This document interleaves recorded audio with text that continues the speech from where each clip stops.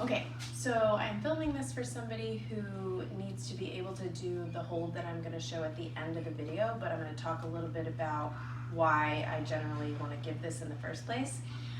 There's a lot of people I see who have shoulder pain that basically present with an inability to get into shoulder extension, which is bringing the arm behind you, and also internal rotation.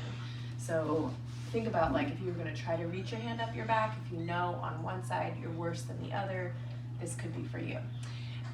So when I see that, one of the big limiters that sometimes creates that problem is anterior tension. So really just having an inability to be in an open position throughout the front of the chest in a way that is comfortable. So one of the holds that I will typically give people is a bottom of the push-up hold, which is really just like, you could do it on any chair or bench. You make sure that your fingertips are facing forward, not out, not in, but forward.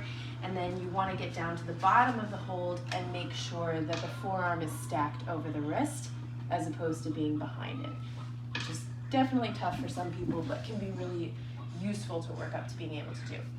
But as you kind of saw, depending on whether or not you have a bench, depending on whether or not your coffee table is the right height, some people just don't have those options, and or they're just like really bigger than me and they can't fit.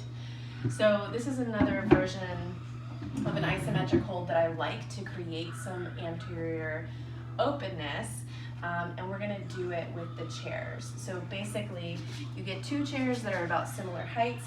You make sure that your fingertips are set up at the same, not too far out, not too far in, but straight ahead. You get your full hand on each chair and then try to stack your feet in front of you so that you can use them for leverage if you need more help. From here, you're gonna come down and lower yourself so that your forearms are stacked over the wrists. And as you rest here, you should start to feel a good amount of tension throughout the shoulder.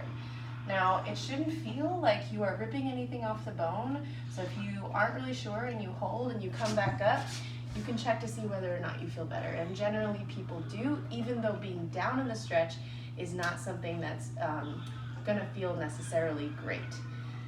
I usually will give these, depending on the person, for holds of 10 to 20 seconds.